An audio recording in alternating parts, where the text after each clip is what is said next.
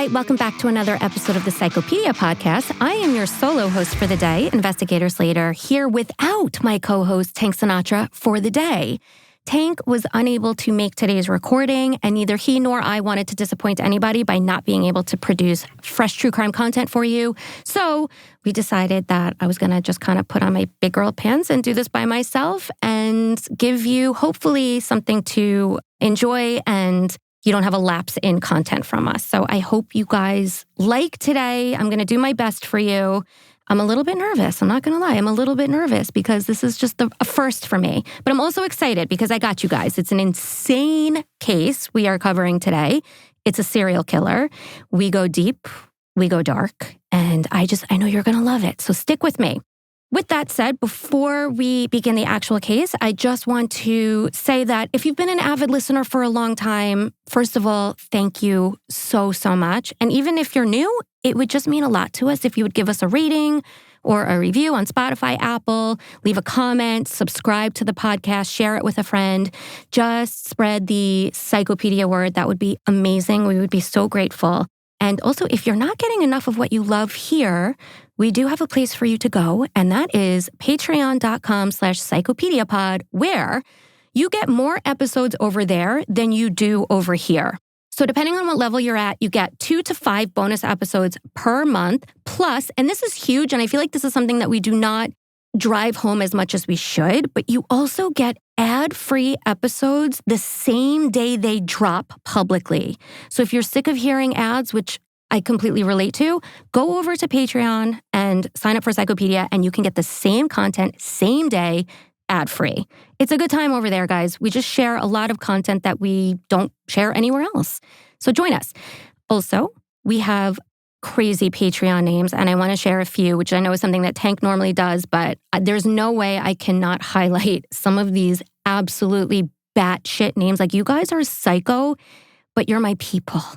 We have Zero Maintenance Badonkadonk, which has me wondering, like, what's a high maintenance badonkadonk? Just curious. We have Serial Killer, spelled cereal like the food, Serial Killer Tony the Trigger, which is insane. Because now I'm picturing Tony the Tiger, obviously, with like a huge bazooka in his paws. There's Derp, which is a shout out to Kashi because I call him a derp. I think it's a shout out to Kashi because every time he looks at me, his lip curls under and he's just so goofy and delicious. Decapitation Station, which is dark and speaks to my dark soul. Semen Demon with Rhythm. Fantastic. Shout out to Balthazar. That, guys, came from our Murder, Metal, and Mayhem episode, which it was a trip. You guys got to listen to that if you haven't. I Believe I Can Fly Too, which is a shout out to me and acknowledging the fact that this person believes that I flew when I was younger, because I did, and I appreciate the support. And then the last one is Bonnie Yarbrough. Just a cool name. Hi, Bonnie. Thank you to everybody who's over on Patreon. Thank you to everyone who's not on Patreon, who just listens to us every single week, wherever you listen to us. We love you. We're so happy to spend that time with you. We know that you could be anywhere in the world during that hour and a half, and you're choosing to spend it with us. That's not lost on us. Thank you so much. And especially today, you're choosing to spend this hour and a half, whatever it turns out to be, with me, and I'm otherwise alone today. So we really, really appreciate you guys being here with me. And without further ado, I'm going to get us into today's case. Superlatives are often how we mark the extraordinary. The fastest man alive? A man named Usain Bolt, who blazes down the track in a blur of gold and grit. The richest person in the world as of March 2025? Elon Musk, a tech titan whose net worth climbs faster than Usain Bolt can run. Simone Biles, most decorated gymnast in history, the ultimate symbol of relentless discipline and unapologetic excellence, doing with her body in 90 seconds what most of us couldn't pull off with a trampoline and divine intervention. The point is, we use superlatives to acknowledge and celebrate the peaks of human achievement, the moments and individuals that break records, shatter expectations, and define history. But not all superlatives belong on pedestals in the spotlight, because some lurk in the shadows, some carry a body count. When it comes to the person widely regarded as one of, if not the, most prolific serial killers in recorded history, The horrific title doesn't belong to a man who pursued greatness, but rather one who hunted innocence. A man who confessed to the rape and murder of more than 300 young girls across Colombia, Ecuador, and Peru, a number so staggering it sounds like a war crime. Because as the world continued to turn and society continued to hand out titles in stadiums and boardrooms, this horror show of a human hunted children in alleys, villages, and marketplaces. His reign of terror is not just a superlative, it's a stain on history. This is the case of Pedro López, aka the Monster of the Andes. Pedro Alonso Lopez was born on October 8, 1948, in the remote countryside of Santa Isabel, Colombia. His mother, Benilda, already had 6 children and would go on to have 6 more in quick succession after Pedro's birth, most of them fathered by different men. Pedro's father, Medardo Reyes, a political dissident and member of the right-wing party, was shot and killed while Pedro's mother was 3 months pregnant with him, leaving Pedro devoid of any true father figure growing up. The attack occurred when a rebellious mob stormed the grocery store where he was shopping, following the assassination of a popular liberal politician, marking the beginning of La Violencia. This 10-year civil war, which raged from 1948 to 1958, was fought between the Colombian Conservative Party and the Colombian Liberal Party.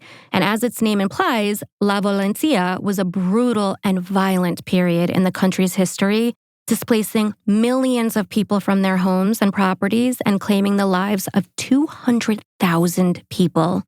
Pedro was therefore born into a world of severe hardship, deprivation, poverty, and turmoil.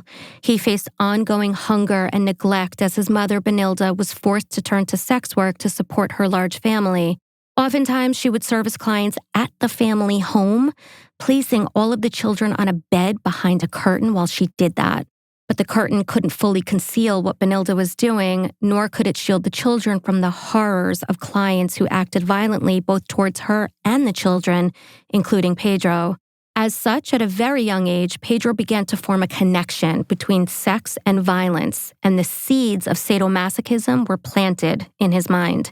Furthermore, his perception of women as being hurt, used, and discarded took root, shaping his twisted view of relationships and power dynamics for years and years to come.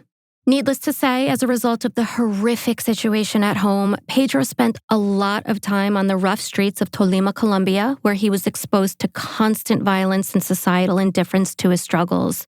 When Benilda was physically present, she brutalized Pedro and would beat him for the smallest infractions that were typical of children his age, which breaks my heart because I think about all of the quote-unquote infractions that my kids have every single day, which is part of growing up and developing, and the thought of them being physically abused and beaten over things that children do by nature is heartbreaking. So Pedro, who was described as sensitive and withdrawn, who would help other children learn their vowels and dreamt of one day becoming a teacher, was left with irreparable physical and psychological scars left by his mother's cruel punishments. The absence of a paternal figure, because as I mentioned in the intro, his father was killed while his mother was pregnant with him, compounded by a lack of maternal affection, which was replaced instead with brutality and abuse, created an environment of fear and emotional instability for young Pedro that deeply affected his development and went on to shape his future actions and relationships. By age 8, Pedro was left with intense feelings of distrust, rage, and pain, causing him to retreat into himself and, sadly, to inflict harm onto others, including his younger sister, whose breasts he was fondling in 1956 when he was just 8 years old. And Benilda, his mother, caught him doing this, and her response was swift and unforgiving. She threw Pedro out of the home and onto the streets of Bogotá after taking him on a 200-mile bus ride where thousands of other children, known as los gamines, or begging children, roamed the streets focused on one thing and one thing only: survival.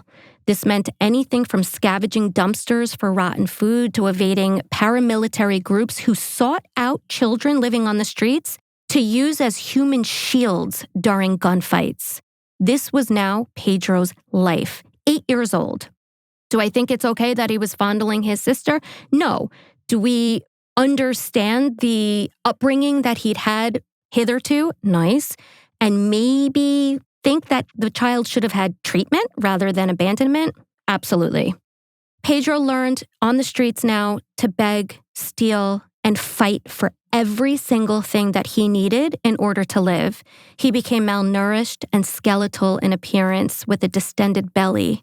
Sadly, he also fell victim to a disgusting, predatory older man who feigned sympathy and offered him a hot meal, but instead repeatedly anally raped and tortured him, which only served to further deepen Pedro's trauma. He stopped speaking to people altogether and would only venture out looking for food under the cover of night. He was living in abandoned buildings, behind dumpsters, and he would only crawl out from the darkness at night looking for food. It's devastating. Per usual, at this point in the case, I empathize with the child that is Pedro, living on the street, the child who was abused, neglected by his mother, the child who was raped by a stranger. I feel for him. Pedro also started smoking a low-grade, highly addictive cocaine paste called bazuco, which he mixed with his cigarettes and smoked to escape the harsh realities of his life. If you're wondering where the authorities were at this point in Pedro's life, well, they simply were not focused on the missing and forgotten, meaning the poor.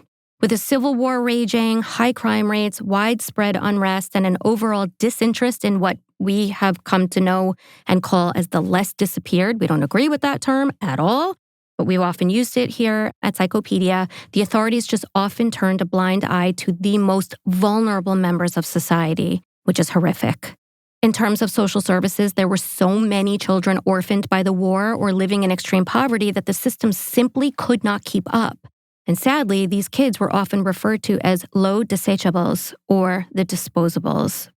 At the age of 12, now continuing to live on the streets of Bogotá, which is the capital of Colombia, Pedro's life briefly took a turn toward the light for the very first time. Because this is when a religious American couple who moved to Colombia for work took Pedro in an effort to provide him with a better life. Basically, they saw him begging on the street and they took pity on him and they unofficially adopted him. They enrolled him in a Jesuit school where he learned to read and write for the first time. He was showered with love, care, attention, and regular hot meals, offering him a much-welcomed respite from his troubled past and something that he hadn't ever experienced, which was hope. He lived in comfort and stability for 2 years, but then everything changed when a male teacher at his new school sexually abused him, prompting him to steal money from the main office of the school before fleeing his home entirely and returning to a solitary, self-reliant life on the streets. He never saw the American couple again. Because think about it. Every time an adult was involved in Pedro's life, whether it was his mother, a man offering him a hot meal, a teacher, they almost always ended up hurting him and preying upon him in the worst way. So for Pedro, the choice to live on the street independently, at least it was predictable and in many ways safer in his mind. Now as a teenager, Pedro's deviant behavior began to escalate as he joined gangs, engaged in petty theft, and also armed robbery. By 16 years old, he'd begun stealing cars in order to sell parts in exchange for food and clothing. More than once, he witnessed other children getting killed, all while honing certain survival skills of his own, such as seamlessly blending into society and slipping beneath the radar, abilities that would later make him one of the most depraved and elusive serial killers in history. Additionally, and disturbingly, as a teenager, Pedro also developed a twisted fascination with young, vulnerable girls whom he viewed as easy to target and manipulate. By the time Pedro reached adulthood, his moral compass was utterly fucked. He'd been arrested at age 21 or 18, depending on the source, for stealing a car and was sentenced to 2 years in prison.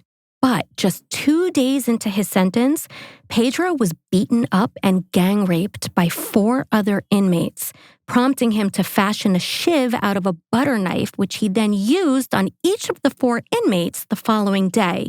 He managed to kill 3 out of the 4 rapists. Pop quiz. All right, guys, Tank obviously is not here to fail these pop quizzes with me today, but I'm not going to deprive you guys of them because I know that you all play along. So this pop quiz, and the rest of them for that matter in this episode, is for you guys. What happened following this blitz attack and triple homicide? A, nothing, as the warden apparently told Pedro, and I quote, "Don't worry about it." B, Pedro was released by a corrupt prison system eager to bury the entire incident and avoid the risk of him doing it again. C, prison guards began paying Pedro to take out other inmates that they hand-selected. All right, guys, take your shot. I'm going to give you like 2 seconds. The answer, incredibly, is A. Nothing happened after Pedro took out 3 inmates. I'm not saying he was wrong, by the way. I'm not saying he's right either. I can't condone murder. But he did take out 3 men that raped him. But nothing was done. The warden apparently literally told Pedro, "Don't worry about it." And from that point on, everyone kept their distance from Pedro, even the prison staff. He was only given an additional 2 years tacked onto his sentence for the killings of 3 men. If Pedro had been hardened when he entered prison, by the time he left in 1978, he was a full-blown fucking savage. It was in that prison that Pedro swore to himself that he would never be a victim again. And with that solemn oath, Pedro developed a streak of cruelty that had eclipsed even the most violent of abusers and gang members he'd been exposed to throughout his life. He knew no other kind of life, but one deeply rooted in violence and manipulation, devoid of empathy, driven by unresolved trauma and an unyielding desire to take back control, seek revenge, and inflict harm upon others. Upon his release from prison, Pedro López plunged head first into a brutal killing spree that would stretch across 3 countries, leaving a trail of countless victims in its wake, targeting individuals who, like him, existed sort of on the margins of society. This initially included sex workers, drifters, and children living on the street, specifically young girls. In an explanation for his predilection for young girls, he once said, quote, "It's like eating chicken. Why eat old chicken when you can have young chicken?" And disgusting, quote. He began his grim journey to Colombia, then moved through Ecuador and Peru, relentlessly hunting for victims as he crossed borders and violently swept through the vast, rugged, labyrinthine Andean regions. And as he moved around, his depravity grew with every step he took. Within the trails and isolated villages of the Andean region, Pedro's insatiable thirst for violence led him to target girls, often from indigenous communities or impoverished backgrounds, easy prey for his dark desires. Once in Peru, Pedro's modus operandi was simple but effective. He would target girls between the ages of 8 and 12, lure them away from their homes or schools or families with promises of food or money or gifts, and then rape and strangle them before disposing of their bodies in remote locations. According to Pedro, his urge to kill struck every 3 days. Still in the same year as his release from prison, which is 1978, this ruthless killer estimated that he'd raped and murdered at least 110 victims in Peru. His preferred method was to wait until the sun came up at dawn to begin sexually assaulting his victims so that it would be bright enough to watch their terror and to watch the life drain away as he strangled them. He stated, quote, "There is a wonderful moment, a divine moment, when I have my hands around a young girl's throat. I look into her eyes and I see a certain light, a spark, suddenly go out. Only those who kill know what I mean. The moment of death is enthralling and exciting," end quote. Which means Pedro López was a process killer. He derived gratification from the act of killing itself and planned his actions very carefully, with the process of committing the murder being a key part of his motivation. He enjoyed the control, manipulation, and emotional satisfaction that came from carrying out the act itself in a very certain way: stalking, tricking, abducting, raping, and strangling. And then it was a rinse and repeat. It would typically take the girls between 5 and 15 minutes to die, and sometimes death wasn't immediate, meaning Pedro would have to continue strangling them after they regained consciousness.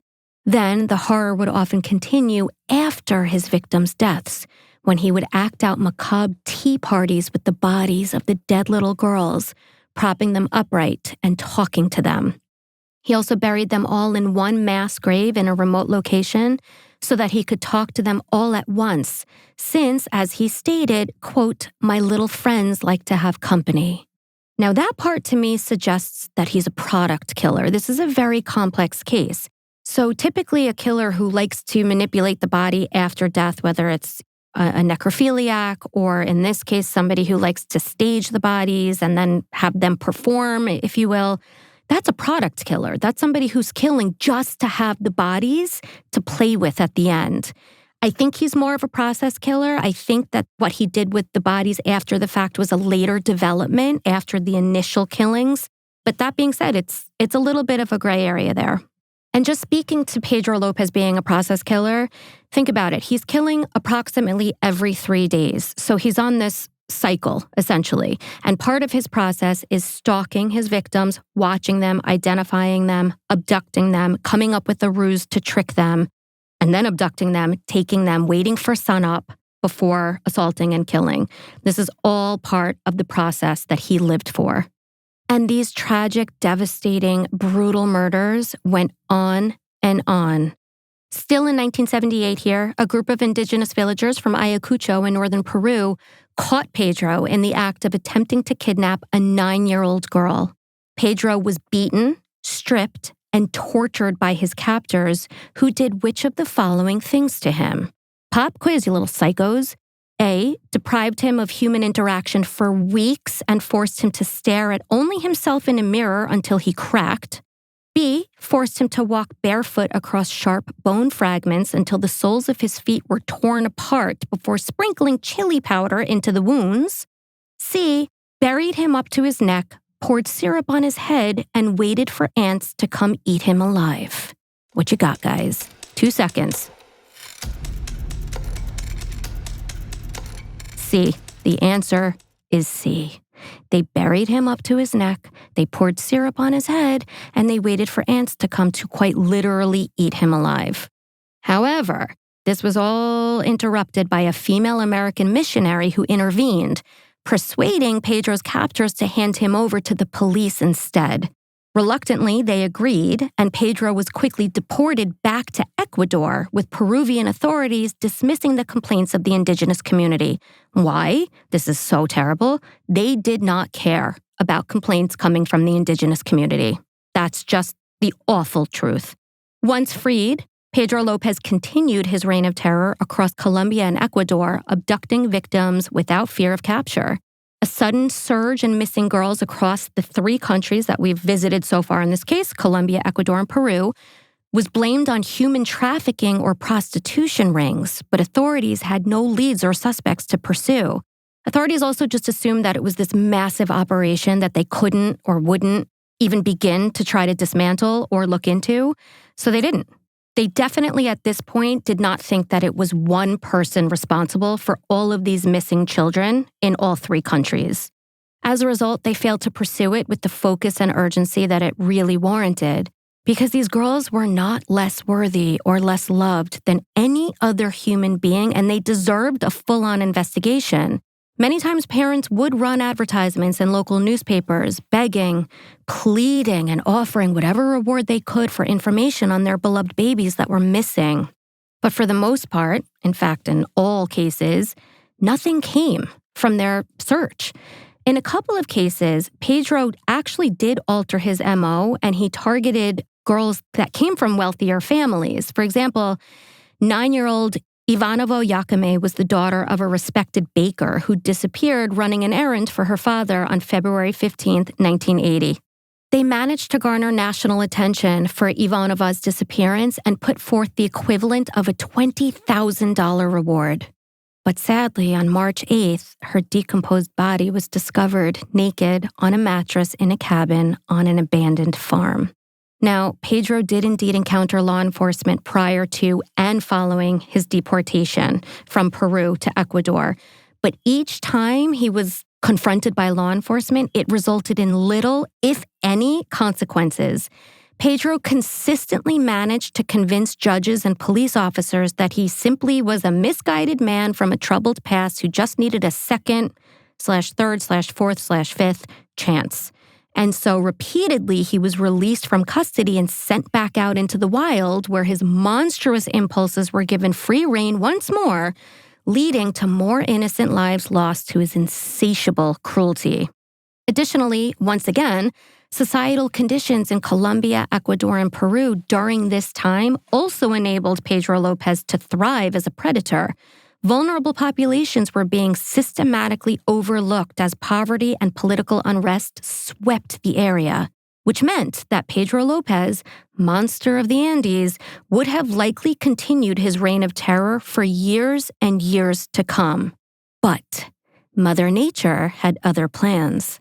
Because in April 1980, a flash flood near Ambato, Ecuador, revealed the bodies of 4 missing children who clearly died of foul play, which, at long last, caused authorities to take a second look at their missing persons. Meanwhile, just days later, an Ecuadorian woman named Carvina Poveda spotted Pedro leaving the Plaza Rosa marketplace with her 12-year-old daughter, Maria. Some sources, by the way, call Maria Alicia. I think it's Maria. Realizing the danger, this mother rallied help to pursue Pedro, which led to Pedro's capture by outraged townspeople. Basically a citizen's arrest. As they held Pedro for the police, the Policía Nacional del Ecuador, once they arrived, began to suspect that they had a madman in custody. Pedro remained eerily silent, his cold eyes betraying nothing as he stared at them. Every minute that passed without a word from him felt like a countdown, as if the silence itself was a warning, a prelude to the horrors that he was about to reveal. Because eventually, Pedro sang like a bird. Pop quiz. Why/how did Pedro ultimately wind up spilling the beans about his serial killing? A. The police arranged for Pedro to receive a letter from his mother, which triggered a rage-induced breakdown leading to his confession. B. Authorities placed a plant cell with Pedro, who was an undercover priest posing as an inmate, exchanging information about their supposed crimes. C. Pedro was told that serial killers were a big deal and that he'd graced the cover of El Comercio, one of the oldest and most influential newspapers in Ecuador at the time. I'm going to sum it up because I know that's what Tank usually does, even though he ends up failing, but I think it is somewhat helpful, not to him, but maybe to you guys. So A, he received a letter from his mom. B, authorities placed a plant cell into his cell with him. C, he wanted to get a little bit of fame and wind up on the cover of a newspaper. The answer is B. Authorities dressed Father Cordoba Cudino, a priest, in prison garb and placed him in the same cell as Pedro Lopez. Over late-night exchanges, the priest slowly gained Pedro's trust, weaving stories of real or imagined crimes. Obviously, I'm saying real in Pedro's case, imagined in the priest's case. Eventually, the priest's patience paid off because Pedro confessed everything that he'd done to the priest, who obviously went back and relayed all that information to law enforcement. Now confronted with mounting evidence of his own confessions, Pedro Lopez finally cracked and told law enforcement everything, offering a full confession while investigators kept him fueled up with cigarettes, coffee, beer, and chicken. Apparently, Pedro had revealed such repulsive acts of violence to the priest in the cell that the priest could hear no more and asked to be taken out of the cell. He slept with a towel wrapped around his throat for the next 27 days as protection against the fear of Pedro Lopez coming to get him to strangle him. That's how traumatized this poor priest was. Pedro confessed to Captain Pastor Cordova that he'd murdered at least 110 girls in Ecuador, 100 in Colombia, and many more than 100 in Peru. Apparently, Pedro took such a liking to Captain Cordova, by the way, that he started calling him Papa. Weird little thing that I had to just include in the script. Pedro apparently told Captain Cordova, quote, "I like the girls in Ecuador. They are more gentle and trusting, more innocent. They are not as suspicious of strangers as Colombian girls." End quote. When selecting his victims, Pedro would look for girls with a certain look of quote-unquote innocence and beauty. He'd often follow and stalk them for several days before offering them a trinket, sometimes saying that he would also give them a second trinket to give to their mother, which is heartbreaking, like a little hand mirror, which caused the girls to follow Pedro to the edge of town, like innocent little lambs being led to slaughter. In the course of his confessions, Pedro blamed his crimes on his hard life and lonely adolescence. He explained, quote, "I lost my innocence at age 8, so I decided to do the same to as many young girls as I could." End quote. Just days after his initial confession, Pedro was shackled in leg irons and escorted from the police headquarters in order to lead a team of officers to his quiet dumping grounds located in a remote area near Ambato. And it was there where they unearthed the remains of 53 young girls aged 8 to 12. As time went on, Pedro led them to 28 more sites over the course of a 6-week period, though no additional bodies were actually ever found. Some investigators speculated that scavenging animals and floods had likely scattered or washed away the remains. But one thing was clear. No one doubted the fact that those bodies had indeed existed and that Pedro López had indeed killed as many as he claimed. He remembered them all, and with no remorse. Pop quiz. What happened at one of the grave sites? A. Pedro dry humped a pelvic bone. B. Pedro kicked out a tooth from one of the skulls and swallowed it. C. Pedro crushed up and snorted part of a victim's bone. D. Pedro picked up a skull and asked to be photographed with it. The answer is D. Pedro picked up a skull and actually asked the investigators if he could be photographed with it, like a trophy, which is, by the way, as we know, classic serial killer behavior.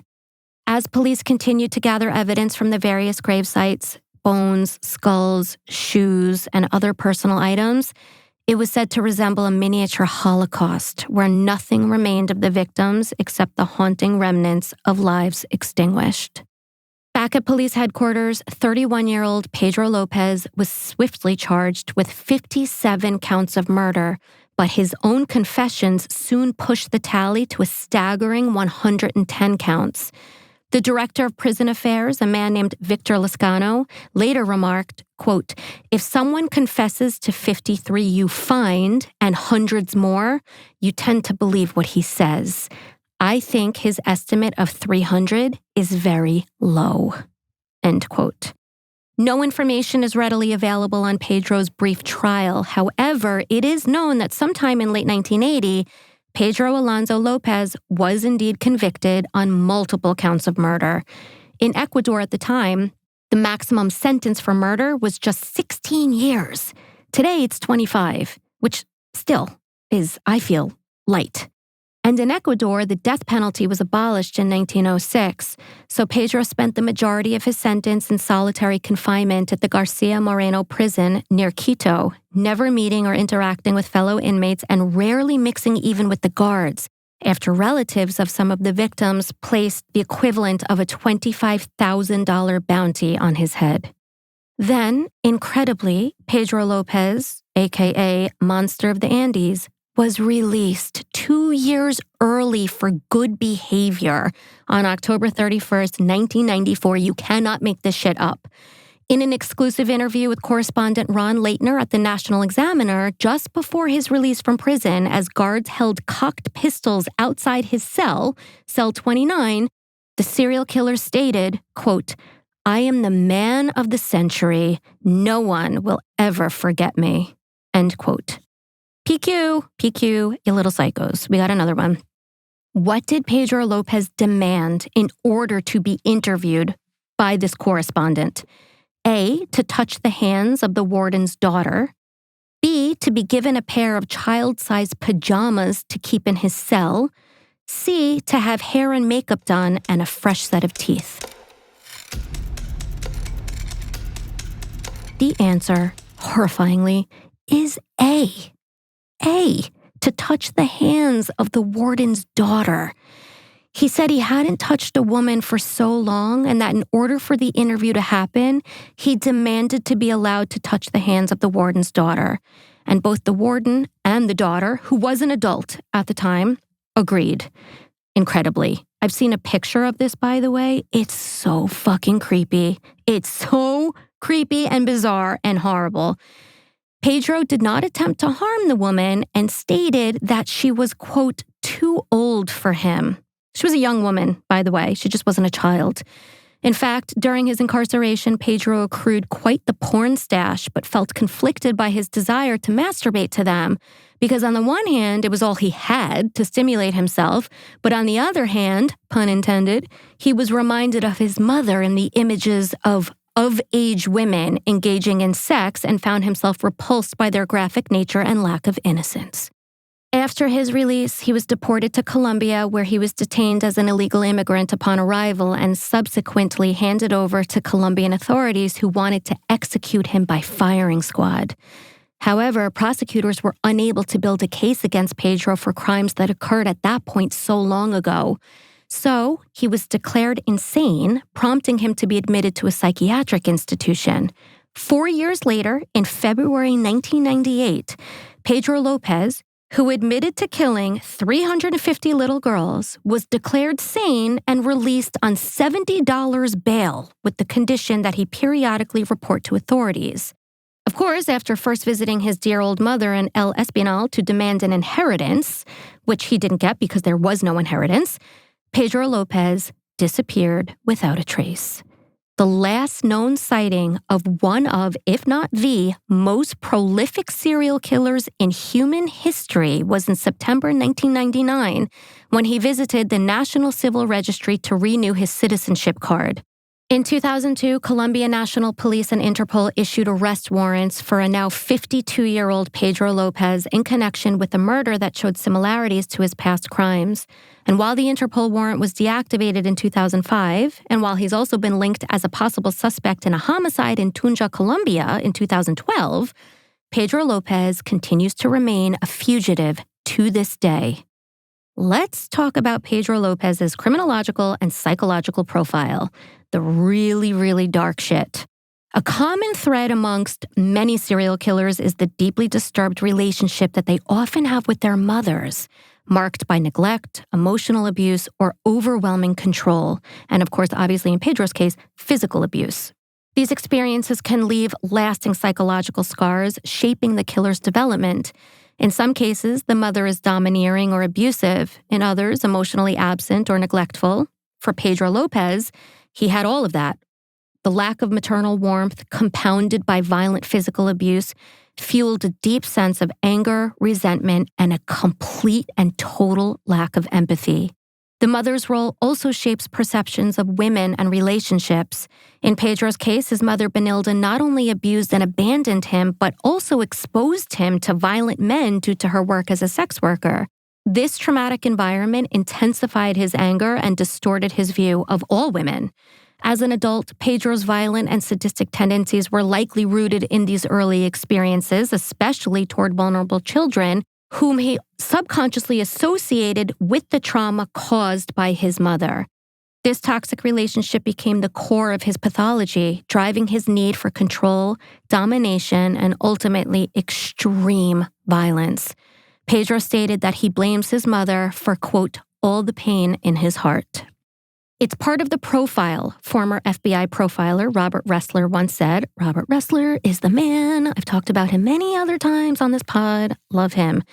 He said, quote, serial killers very often have obsessions of some kind with their mothers, a love-hate relationship in popular language. These moms usually aren't candidates for Mother of the Year, although they aren't necessarily abusive either. The common thread seems to be the sexual element. Mothers who were very seductive, who had many sex partners of which the son was aware. Of course, the children of prostitutes are more likely to be exposed to this type of behavior, end quote. Obviously, prostitute is a pejorative term. It's not my term. It's part of the quote. I just wanted to point that out. Pedro López was diagnosed as a sociopath with avoidant personality disorder, but not a true psychopath. His early life, marked by a toxic and traumatic upbringing, played a crucial role in shaping his distorted worldview. Growing up, he witnessed his mother engage in sex work, an experience that made him associate sex with currency as transactional. And his idea of affection was entirely fucked up. After he was punished for touching his sister's breasts when he was 8, he internalized the idea that sexual affection was something to be condemned, a form of behavior that deserved punishment. This confusion between love and pain became a foundational aspect of his psyche. The neglect and abuse he endured in childhood further reinforced this distorted worldview. Lacking love, stability, and healthy emotional development, he began to believe that destroying the innocence of children, something he himself had lost through abuse and neglect, was not only natural but also necessary.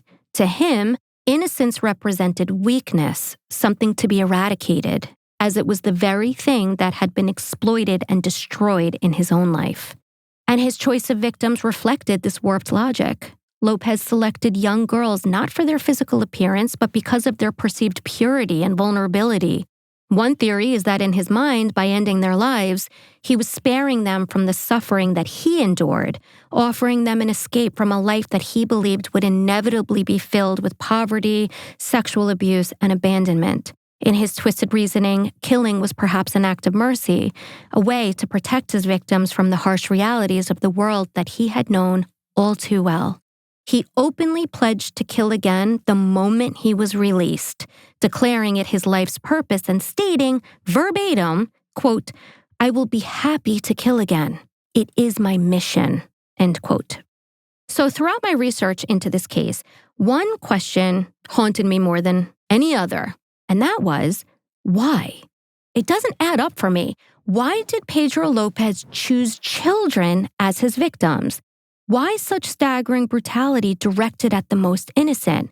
When we discussed the episode that we titled Brazilian Dexter, which was episode 27, and it was about Pedro Rodriguez Filho, who was a sort of vigilante or self-proclaimed vigilante serial killer.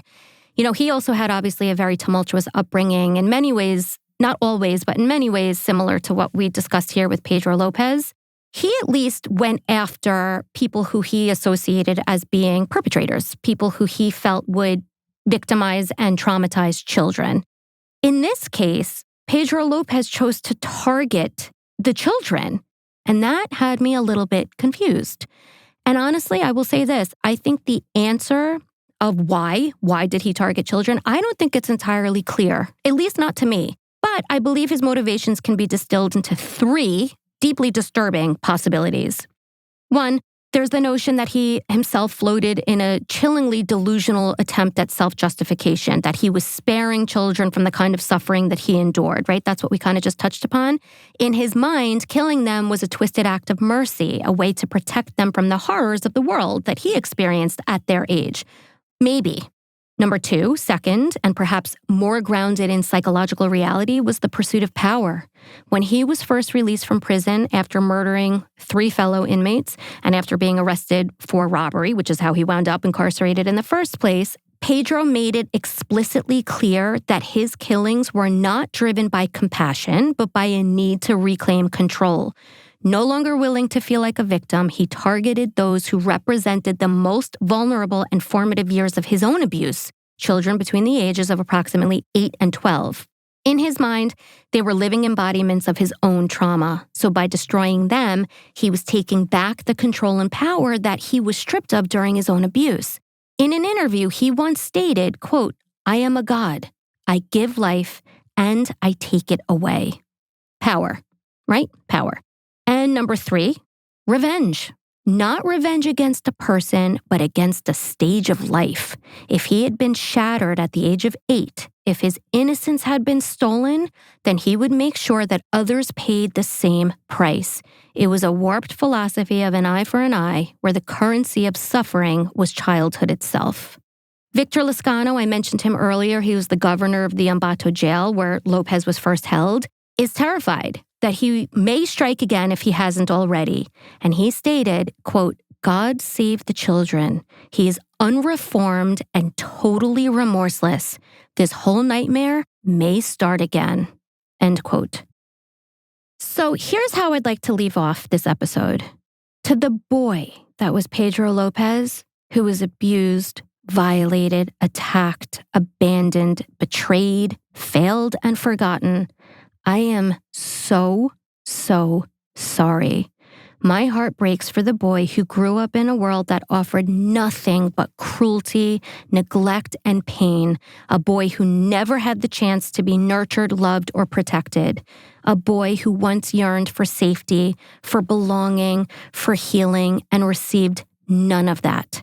Not even close. But for the man that he was and or is, who ruthlessly preyed upon innocent children and tortured them until death, fuck you. I wish with every part of me that you'd found whatever slim chance you might have had to not end up as broken as you wound up. For you to have not ended up with an entire graveyard filled with the bodies of little girls. A graveyard you treated like a playground with no regard for the precious lives you snuffed out. And if you're still out there, I hope you're living in constant fear of the reckoning that's long overdue, knowing that the darkness you've caused will never be forgotten. May the souls lost to the brutal hands of Pedro López rest in peace. Their suffering will never be forgotten, nor will their inherent worth and immeasurable potential. May their stories and lives be honored as the children who outshined the man who once called himself the man of the century. And that's the case. It's really kind of wild to think that he could still be out there living his best life, maybe in South America, maybe not, maybe somewhere else, as a now 77-year-old man. So he could be wreaking havoc upon innocent children. He could be living in a retirement community. We don't know. He literally disappeared. And that is perhaps the most terrifying element of all of this right now, is to think that he could be on the loose somewhere, anywhere. Not to scare you. I'm not trying to scare anybody. Don't be scared, guys. It's just the reality of the situation. We don't know where he is, and he could very well still be out there. The other thing that stands out to me in this case is the fact that he was given 16 years, which at the time was the maximum sentence for murder in Ecuador, given the fact that he was convicted of killing, I think, 52 victims? It's just absolutely wild. If you're going to kill in Ecuador at that time, you might as well kill hundreds because you're going to get 16 years capped, no matter what. If you kill 1 or 300, you're getting 16 years. It's outrageous. It reminds me of the serial killer that we covered in episode 22, Pakistan's Jeffrey Dahmer. That's what we named the episode. And his name was Javed Iqbal. He confessed to the sexual abuse and murder of 100, specifically 100 young boys ranging in age from 6 to 16. So he had a very specific demographic as well. He strangled his victims, he dismembered them, and then he dissolved their parts in acid to destroy any evidence. But it's similar, obviously, to Pedro López in that he was very specifically going after a certain demographic. The difference here is that Javed Iqbal had the number 100 in his mind. He stopped when he hit 100, whereas Lopez, he would have kept going if he wasn't caught. And he had well over 300 based on his own confession. 2 just absolutely horrific human beings. And Pedro López really demonstrated a lot of that classic serial killer behavior. I think, his upbringing, his past trauma, all of that is very classic. There's nothing sort of that jumped out as being unique, as horrible as it was. It was awful. The level that he suffered was immense. I think what makes Pedro López so absolutely next level horrific is the volume of victims. It's the amount, and it's obviously his target, young girls between the ages of 8 and 12. You combine those things, the number of victims and the demographic that he went after, it's just horrific and depraved on an absolutely astounding level. So, with the completion of that absolutely horrible serial killer case, first of all, I hope that you guys are still with me. If you are, you're a real one. You guys are absolutely the realest of the real. If you are here right now, here and now, with me and only me today, I cannot thank you enough. Before I let you go, I don't have a Tank's titty because I'm not Tank and because I'm just not wired to deliver sage words of wisdom about life. It's just not my wheelhouse. I'm here to give you the true crime, dark, horrible shit that's going to haunt you. But I do want to give you a little bit of a palate cleanser because I like to make people happy too. Don't think I don't. I do. So here's what I'm going to leave you with today. I was walking Cashy near a bagel store near my house. Why? Because I can't walk him in my neighborhood because there's other dogs in my neighborhood and he goes berserk at other dogs. So we're walking near a bagel store and a little kid had a muffin on a bench and Cash stole the muffin. And for the rest of our walk, I sang, "Do You Know the Muffin Man?" to Cash. And it was amazing. I also did offer to buy the kid another muffin, but I didn't have any cash on me because who has cash on them? I mean, I had Cash the dog on me, but I didn't have any currency on me. So I kept telling the kid's mother to take my credit card and go inside and get another muffin, but she wouldn't. So anyway, Cashy the Muffin Man is a thief and a no-good doer, but I love him all the same. And I hope that leaving off on a little Cashy story will leave your palate cleansed. If you're still here with me, you are the realest of the real ones. I cannot thank you enough for being with me by my side, metaphorically holding my hand through this solo episode today. I was definitely a little bit nervous, but I could feel your support and your love, and it fueled me and it kept me going. And I really, really appreciate every single one of you listening right now. So thank you so much. And I cannot wait to see everybody again next week. Thanks for listening. Bye.